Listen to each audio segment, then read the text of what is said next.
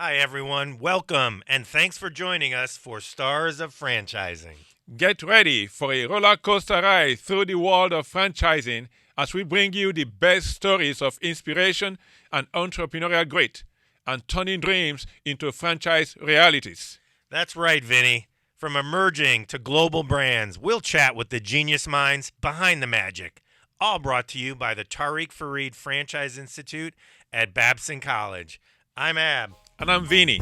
Now, buckle up for some serious inspiration.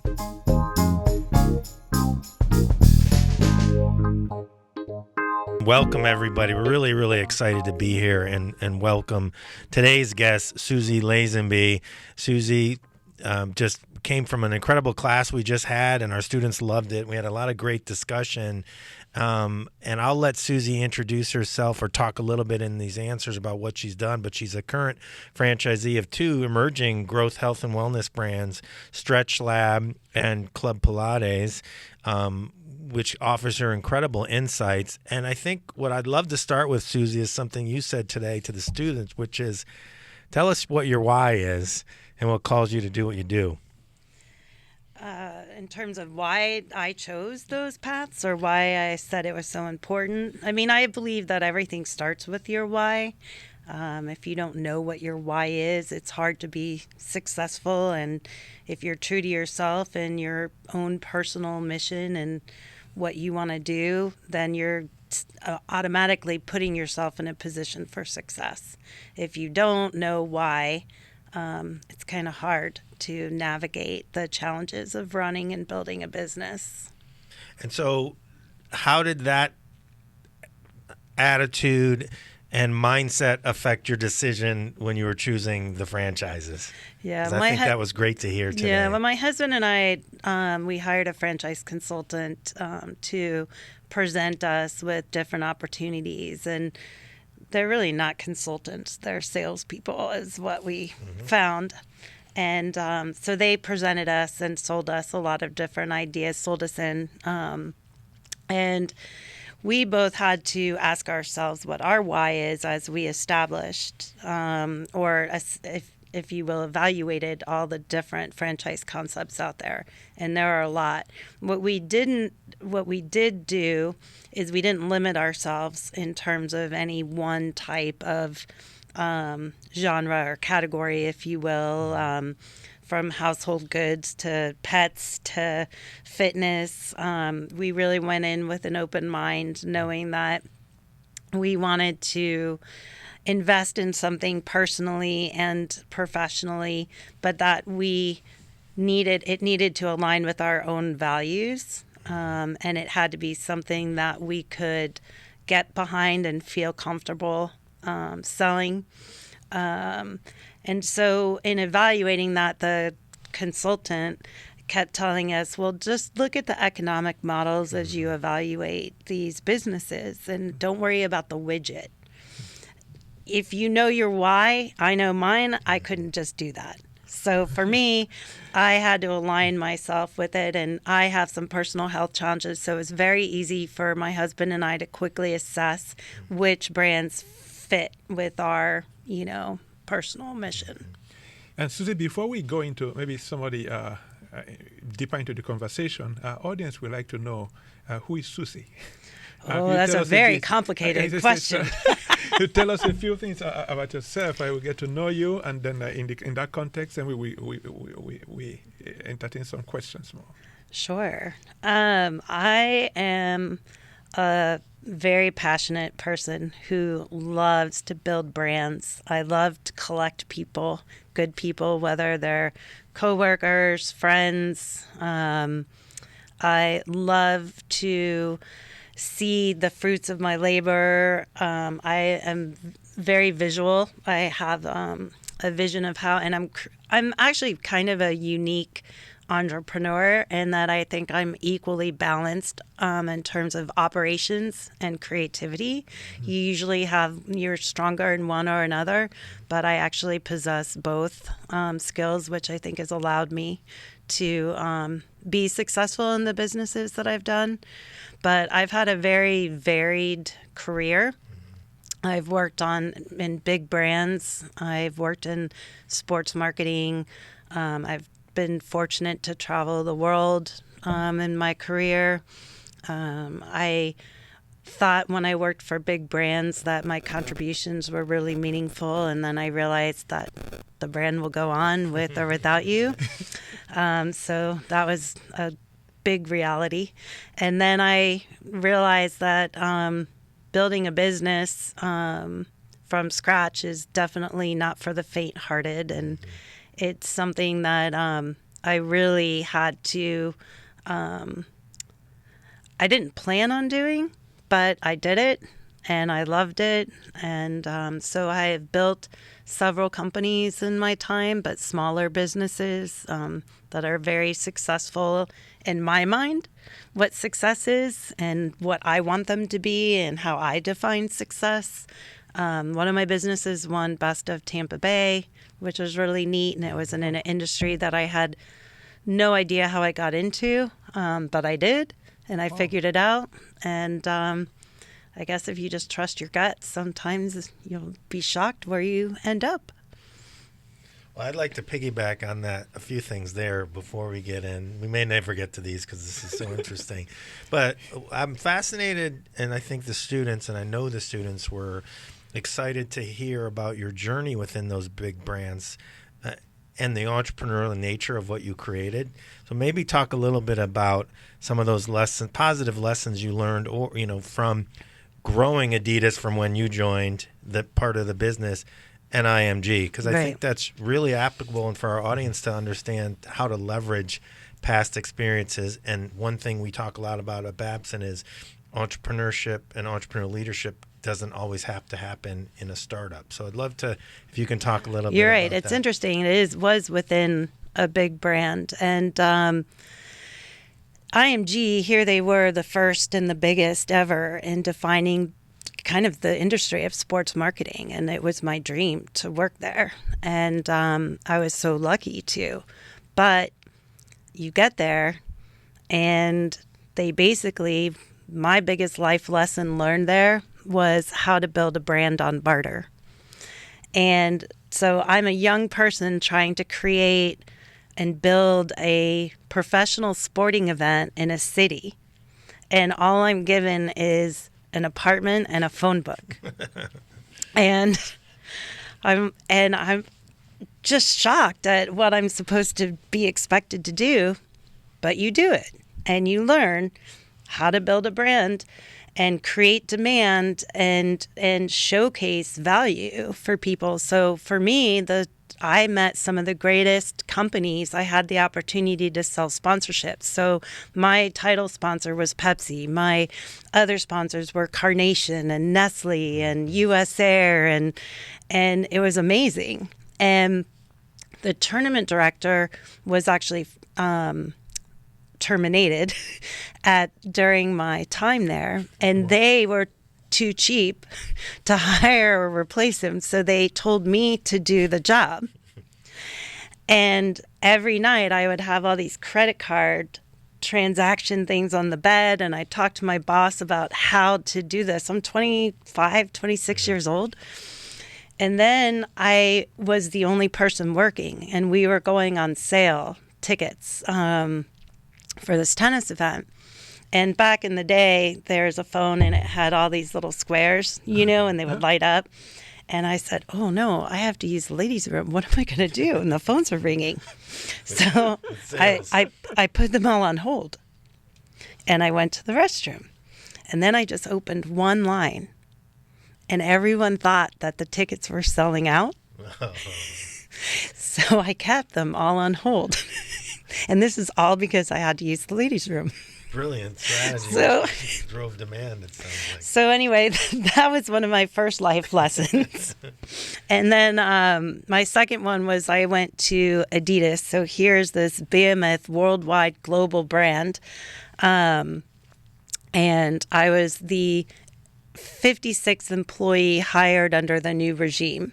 The Adidas America was purchased by two gentlemen that actually were the original creators of Nike.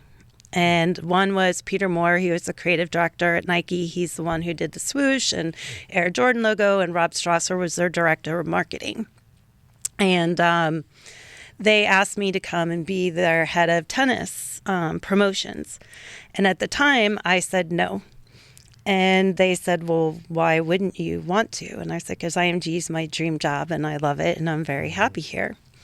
And so I had this wonderful boss who ran all of IMG client services. And he said to me, you really need to go do this job.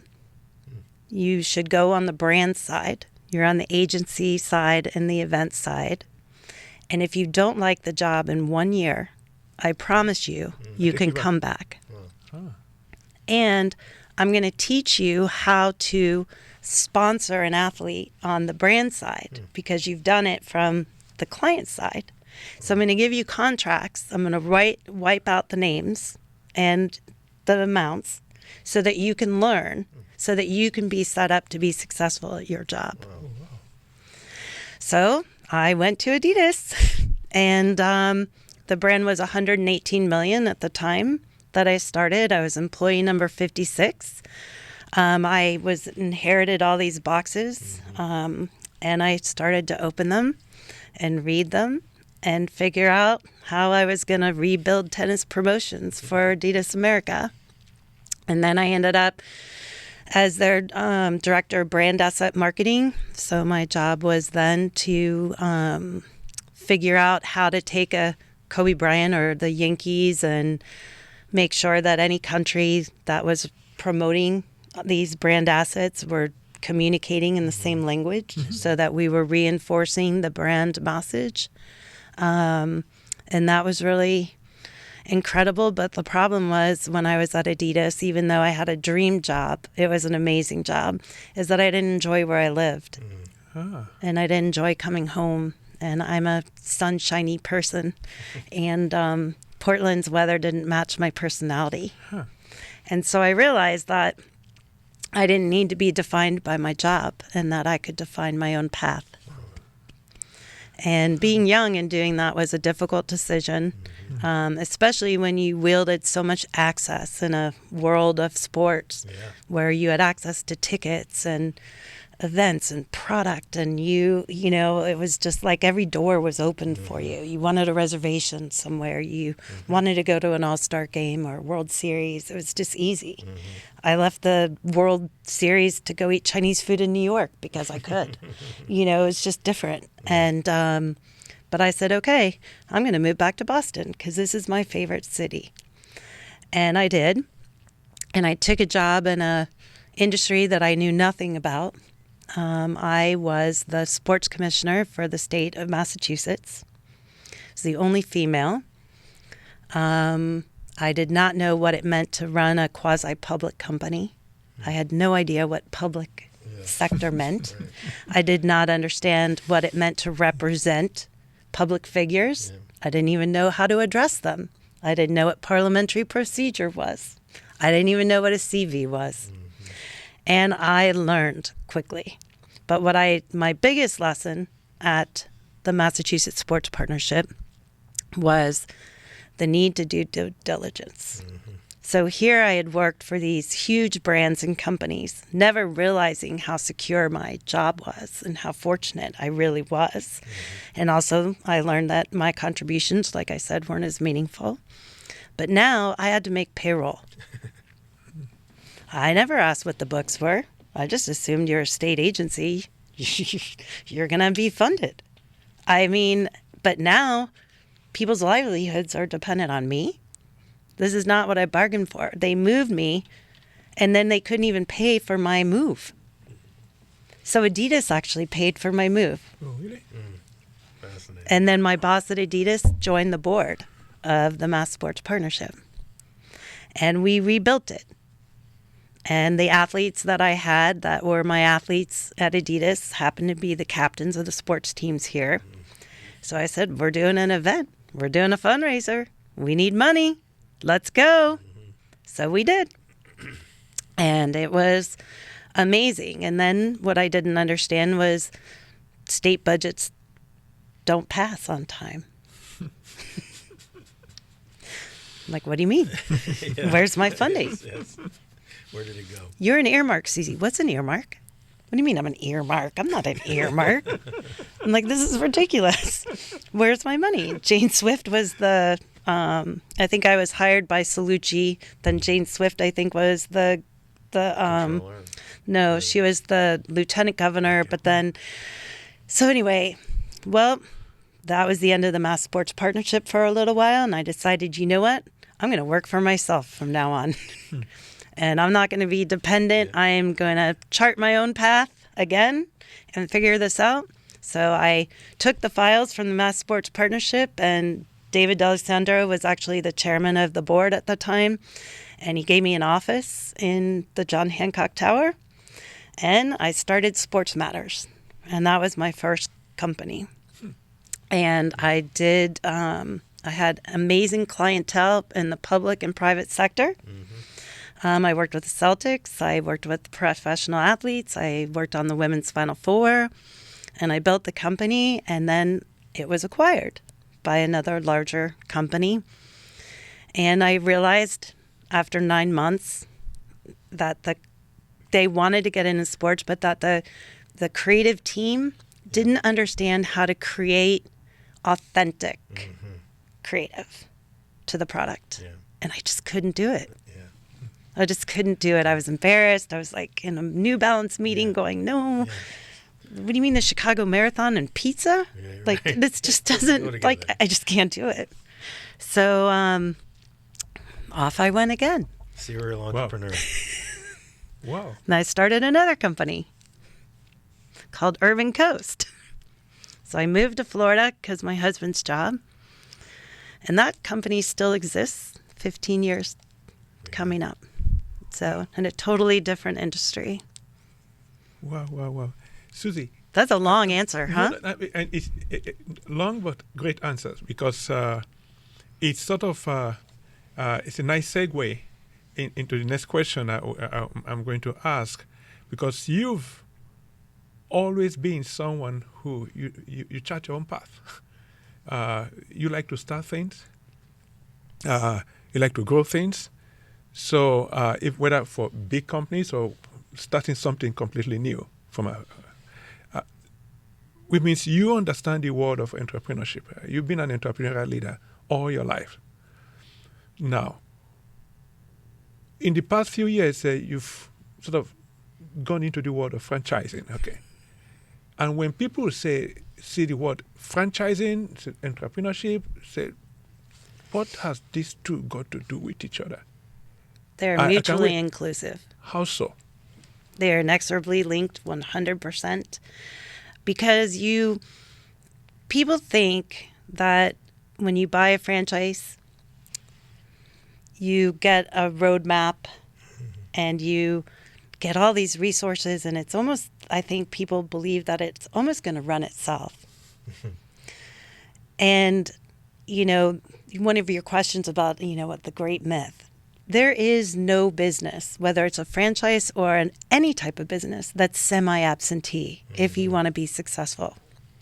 So when a franchise tells you you can do this and you don't have to be present all the time, because when we looked at franchising, my husband and I looked at it as having income producing assets at the latter part of our life. Something that we could do. We weren't married to every day, but you are. First of all, if you're going to be a good boss, you have to be married to it every day. You have to be there for your people. You have to give them the resources. You have to hold them accountable. You need to know your bottom line. You can't, it's that old adage, you get out of it what you put into it. The franchisor does not run the company for you. They give you the tools. They give you a toolkit, essentially. But then you have to build the house. So, and then you have to fill the house. And that doesn't happen in an absentee model. It's all you. Yeah.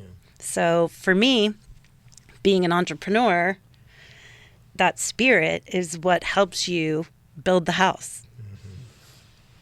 And otherwise, it's not going to. And that's why I think franchisors should be more particular about who they sell to. Because as a franchisee, you're just one sum of all the parts, but the parts make the brand. And that's what elevates the brand to another level and makes it more valuable for everybody. So I look at a good franchisor as someone who is particular about who they license their name to. You never just want to give your name to anybody. And I didn't change my name because I was grateful to have my last name. So. Well, on the heels of that, because one of the questions was going to be what makes a good franchisor. What makes a good franchisee, given that description of the franchisor, especially, or group of franchisees, because I love your concept and discussion around coming together as franchisees. But what have you seen, as attributes when they make the selection, if you're going to advise a franchisor or a franchisee how to be successful? What do the best ones do? They have business experience, true hands-on business experience. I mean, I look at the franchisees that are struggling are the ones that have no management experience. They don't have any HR, experience. They just struggle with business basics. And that's unfortunate because that hurts everybody. So I think if you're an aspiring franchisee, you need to ask yourself, what experience do I bring to the table that is going to get me ramped up and set up to succeed? I mean, I could take over a Dogtopia, or I could do something in an industry, and I could confidently run the business. I may not be passionate about it, but I could run it because I have the skill set. And it shouldn't just be where the franchisor evaluates your financial position. And even then, that's a little, little skeptical, because people leverage themselves and they think that the ramp up time is faster than it is to start seeing the return on their investment. And I've seen people struggle, and that's hard. I don't like to see my peers struggle. So you need to be open-minded when you're considering investing in a franchise, what your capital is, what your, expendable income is. Can you survive for a few months without any income? 6 months? Can you survive a pandemic? Lord knows, I never thought I would. Wow. And maybe to follow up on that, from dealing with many franchisors, what do you think the best ones do? Franchisors? Yes. Well, I have limited experience in that because I've only been a franchisee of one brand. Even though they own, and I've owned multiple brands within that parent company. I see. I've only had one parent. Okay. And what is it that they do that makes you feel, if we have to do it again, you will pick these folks? I like that they started with one boutique fitness company, and they built the model, a successful model, in which then they replicated and implemented that model with other brands that they later acquired. So there was a proven recipe, and they worked out the kinks and everything. And even though every, franchise or fitness is different in terms of, the type of workout or whatever it is, the basics of business are the same. Yeah. So they had to find the right vendors, the right partners, the right resources, the right retailers, the right digital advertising companies, the right signage providers, the right, flow water. I mean, there's just, numerous partners involved, and they had to curate a really top-notch team of resources. The only challenge that I had with it is that the labor model for all the other 9 brands are class-based, where StretchLab is one-on-one. So there were challenges because we were early adopters in purchasing the brand. So we weren't able to really understand the full scope of what we were buying. We were kind of going in with a hope and a prayer. Right. And this is XPonential Brands, which yes. And their first brand was Club Pilates. And then they have Row House, StretchLab, Stride, Rumble, AKT, BFT, Cycle Bar, and Yoga 6. Got it. I'm a big Expo fan. But I mean, my Kool-Aid that I drank, I is more clear. My eyes are clearer, though. Well, let's talk about that a little bit, because I think there's some insights there, and I'd love to hear more about the stage, or talk to the audience about the stage that StretchLab was at when you both took the jump into the deep end, so to speak, as you describe it. What people should know about those situations, and maybe some of those early lessons, like opening unit 1 versus later with an early brand. It's exciting to be an early adopter, but it's also frightening at the same time. And like today, when I answered one of the questions, I mean, being an early adopter is great if you have the financial tolerance.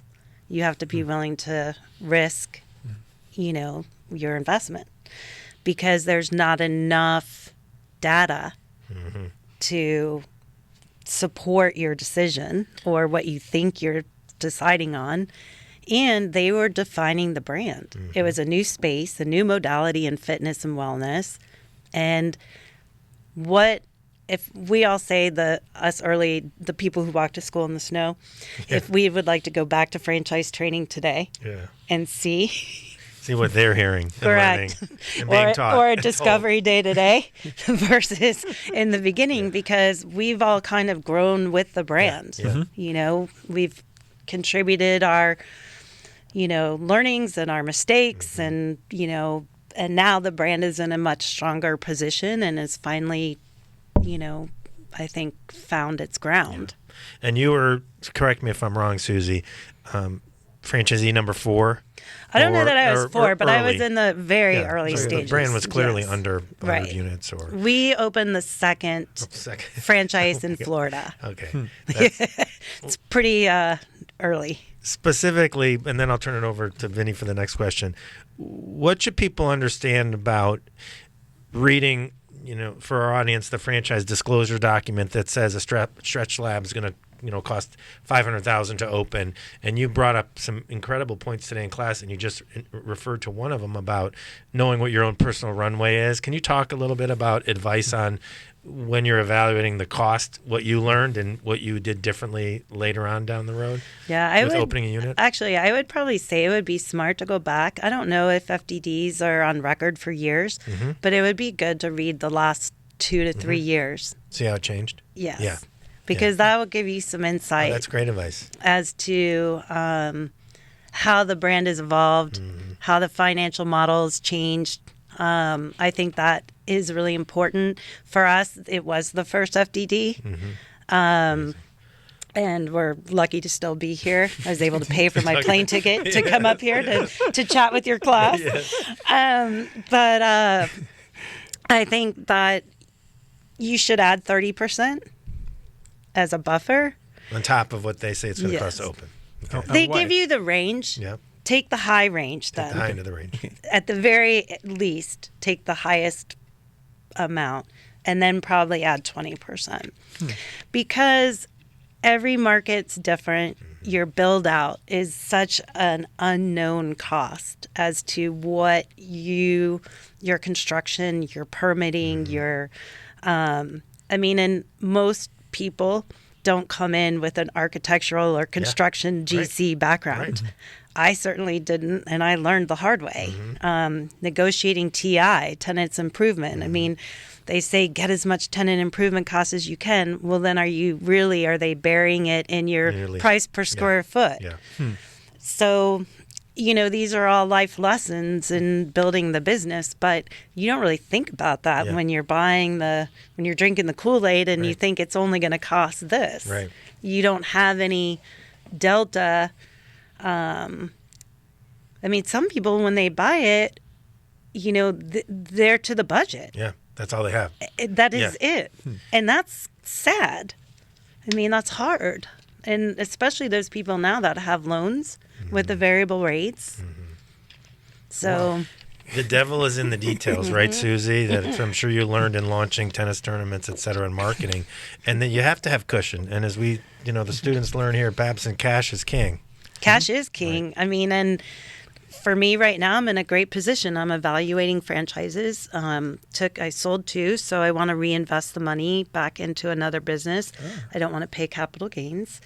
And so I'm now looking, and I'm able to buy with cash. And so that makes me king. Yeah. I'm going in to find real estate. Right now, my market in Tampa Bay is so incredibly tight that I cannot even find space to open my next new locations. Wow. And I look every day. And I have a real estate team. And I mean, I could probably overpay, but I'm not going to do it. Yeah. I'm not going to be real estate poor. This is great. Soosie, you've accumulated so much insights, knowledge over the years, especially in these last few years in the franchise world. And some of those insights were actually born out of mistakes or something you thought, oh no, I just realized this. If you look back, what would be one of those biggest mistakes that really gave you a big aha? What was that? Buying a franchise in another market where I don't live. Can you elaborate? Oh, sure. Let me. So I remember we finally got our lease, and from LOI to lease to open took 18 months. For the Wellesley location. 18 months? 18 months. Wow. It was crazy. And part of it was because my landlord was a publicly traded company. So the amount of paperwork and just the lease alone was like, I don't even know. I finally said, this is ridiculous. Like, we're either going to do, let's move on. Yeah. And so then my legal fees were huge. So the franchisor can't tell you that your landlord is a publicly traded company and therefore they have 10 million layers and that's going to add $20,000 on your legal bill. No one can predict that. So I certainly didn't. But I remember talking to the president of Club Pilates, and he's like, Soosie, you're finally here. This is so exciting. You're opening in one of the best demographics I've ever seen. This market is going to kill it. Oh, my God. And he goes, how are you feeling? I said, truthfully?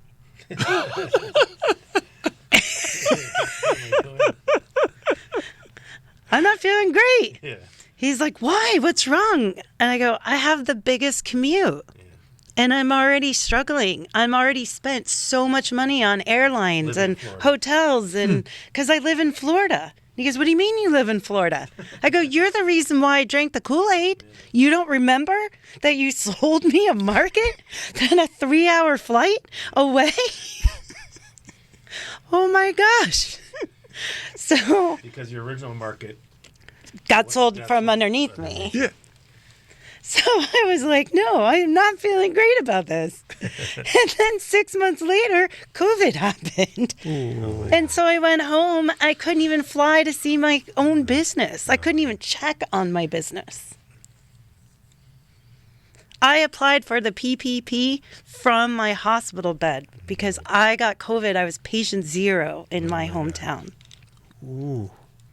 And I got it here. I mean, I was so freaked out. I called Delta to tell them, I'm so sorry. I just tested positive. Oh, and this was before anybody knew what was really going on. Yeah.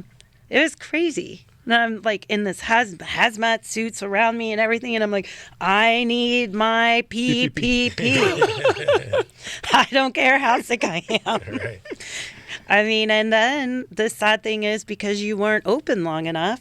So I had only been operating, I had 6 months of payroll. and they took it by 12. Yeah. So So it's half the as lessons much, yeah. learned, I mean, it is not for the faint of heart. Yeah. Do not think franchising is just easy and fun, and it's fantastic. It's addicting. It's incredible and rewarding, but it is challenging. And you have to be someone who can just pivot, because pivoting is critical in running a successful business. And with so much twists and turns, Yeah. and that's like a... But that's my if- whole life. So I've been Voilà. zigging and zagging all life. So that's the field for the entrepreneur. Right. So we were talking just a while ago about the relationship between franchising and entrepreneurship, and you just again showcased why those two are like Yep. intimately linked. They are. They are. And that's why I love it, though. I mean, Interesting. Well, it sounds like too that what we've heard is that successful franchisee or entrepreneur, right, has to be they're the same. Yeah, they're the same. I think you're right. It has to deal in ambiguity, right? Ambiguity, And you said a few things, and be resilient and be able to pivot. So taking that, as I was a lender to many large franchisees during the pandemic, and you get the call, and it's not in the business plan, it's not in the loan approval document, that you are required by law to close your location. So there's zero revenue, zero EBITDA, and no one knows what's going to happen. Can you talk a little bit about the power of the franchise model in community, and if this was the case, if it fostered innovation and resiliency among you and your peers, It and did. maybe a few of the things that you saw are implemented, either post-pandemic or during, to succeed and survive and then thrive, Soosie? It was, I will say that was probably one of the most challenging and rewarding times in my career. How so? In that you were a part of a community where no one lived near you. And so you would have this original ownership group that would Zoom together every day to figure out how we were going to overcome this. Because in Pilates, it was a lot easier because it was class-based and you could be separated. Yeah. StretchLab's one-on-one. No one, Physical touched me. touch, yeah. So how were we going to reintroduce ourselves into the market, into the community, and assure people that they were going to be safe? Could you even assure them? You can't. What's the communication? What's the messaging? What's the right thing to do ethically? Yeah. What would you do? Would you want to go? I mean, these are all the questions we as owners had to ask ourselves and figure out how to tackle together. One of the things we did was create virtual programming. And I mean, it was fine, but it wasn't a solution. Yeah. And it certainly wasn't sustainable. Yeah. It's a stopgap. Yeah. Stopgap measure. And it was a way for me to pay my employees and keep them engaged, Yeah. because you can't reopen without a team. Yeah. So you had all these challenges, and meanwhile, I'm in the hospital for a week with COVID pneumonia, and you're just trying to figure out. But honestly, now those owners are some of my closest friends. Yeah. Oh, They're like Love family. it. Love it. And I know that I can talk, there's no, anyone that enters a franchise team or family, if you will, it is a family, because you each your success will bring you success, and your success will bring me success. And that increases the value for all of us, the proposition, the value services, the financial value. And so you need to be collaborative. And that's something that I think if you aren't a collaborative person and you're competitive and you want to be the best, this is not, unless you can be, good for you. Was there, Soosie, was there something, maybe an innovation that happened during the pandemic that you felt sort of shaped, the survival of franchisees or the franchise business, or many franchise business? What do you think that is for you? Was there something, or even just your community of franchisees and franchisees? For me, I mean, I sold my Club Pilates. It was much more profitable than my StretchLab. It was an easier business to run, but I didn't leave anyone behind that I'm sad to leave. In StretchLab, I sold a StretchLab here, but I'm still in the system. Got it. And still looking forward to growing and collaborating with my peers. I see. So when you buy, talk to as many owners as you can, see what kind of people they are, see what their backgrounds are. Are they going to make you better? Because everybody comes, hopefully, with some, expertise I see. that they can contribute to the brand. I see. So, Soosie, if I may, before I turn it over to Ab, when you look at the trends today, social technology, name it, which trend do you think is going to shape the franchise world the most? Oh, that's a big question for a little franchisee. Neil, I haven't even had a glass of wine yet. Jeez. A little franchisee who was an innovator. Big, at least you're dreaming big now. An innovator in a new modality and a new brand. I mean, that is not for the faint of heart. No. I think the thing that I'm most concerned about right now is disposable income. So again, it goes to your financial runway. You need to really, I don't think about trends. I think about my reality. Yeah, interesting. And my reality am I going to be able to convey enough value through the service I provide to not be the budget cut?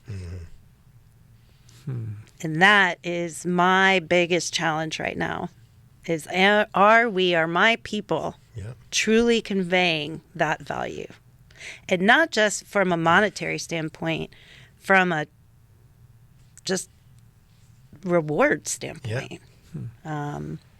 And that is something that I am working hard on with my employees, and to make sure that they feel personally accountable and that they're committed to their client as their client is to their practice. That is where I'm going to see the most success and growth. But I've never had the benefit of being able to be in my market full time. Yeah. So I'm now there. Yeah, interesting. And I'm curious to see where I'm going to take it and still have balance. Yes. Yeah.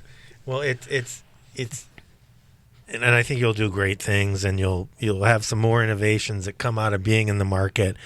One thing I'd love to just get your take on is we're talking a lot here at Babson about this intersection of social impact, social innovation, community, and franchising, and how franchising could is the epitome of community. Can you talk a little bit about social impact and maybe that what you alluded to, your relationship with your consumers in a health and wellness sector, and what that means? It is a community. When I said that I wasn't leaving anyone behind in my Club Pilates sale, but my members. That made me sad. And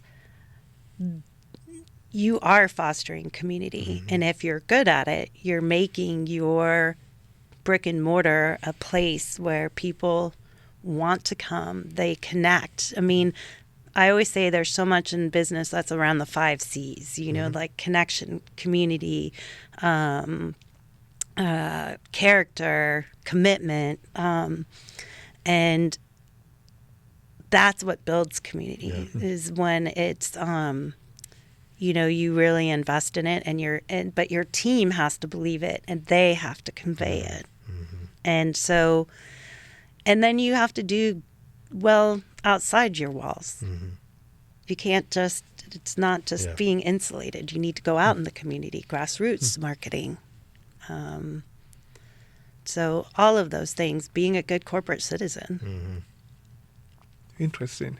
Soosie, if you, we at Babson, and you have so many of our students or even alumni that want to, people out there that are not related to Babson in any way, and they're about starting out either to be a franchisee or even thinking, hey, I have this cool business and I want to be a franchisor.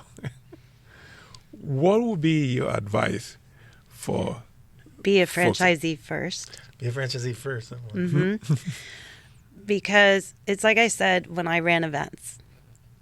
To run a great sporting event or to be a general manager of a hotel, you should work in every department and work in every aspect so that you understand the inner workings and how each department or each aspect affects another aspect. But you can't do that. Just because you have a great idea doesn't mean it's going to work. I believe working bottom up, you really learn. You're going to set yourself up for more success. I see. Interesting. Well, that's great advice. And I think I'll end it with, first of all, a thank you, Soosie, for these insights and real experience and stories, which I know will help so many different people. I think I know the answer since you're opening more, but are you bullish on franchising, and what does the future of franchising hold in your mind going forward, at least here in the United States and in the markets you know? I think once I got into franchising, I never realized how many franchises there are. And I think it's, I love franchising. I just think it offers so much for someone who maybe doesn't have a full, well-rounded skill set, or just, wants to be a business owner, but maybe doesn't have a concept to build of their own. And yet this is a way for them to own their own businesses. So I think franchising is only going to grow. I don't think we've really seen the full development of it as an industry. I think there's a lot of other layers that are still to come, and businesses that specialize and focus on helping franchisees and franchisors come to market. And that is a void, I think, right now, and one that needs to be developed. Interesting. Soosie, this has been more than great. It's so great to see someone who has been, being the corporate world, who has started many businesses, and then now who's very active in the franchise world. And if you would have asked me if I'd be sitting and doing a podcast and franchising, I'd be like, who? Or at Babson College, a school I couldn't get into, I'm sure, if I tried. So it's all good. Real life experience is important too. No, this is awesome. You didn't get to Babson, but here you are. I am very excited. Educating us. I want a certificate. Well, what better way to end it? And thank you. That you really do epitomize a lot about what Babson's all about, and your entrepreneurial spirit, your grit, your resilience, and your authenticity. And for that, we thank you. We're excited here to have you on campus at the Tariq Farid Franchise Institute at Babson College. You made a mark, I know, with our students, and we look forward to sitting down again when I'm sure you're at multiple units and the next great thing. So, Soosie, thank you again, and best wishes. Thank you. On your journey. It is an honor to be here. Thank you. Truly is. I have so much respect for this institution and the work that you all do, and the leaders that you have fostered and grown, and given them all the tools needed to be successful. And so I'm honored I'm humbled actually to just be here. Thanks for joining us on this episode of Stars of Franchising. Stars of Franchising was produced at Babson College, engineered by Travis Gray. Karen Soa is our guest coordinator, and music by Ralph Taylor. If you like Stars of Franchising, be sure to review us wherever you get your podcasts, and spread the word and share these stories any way you can.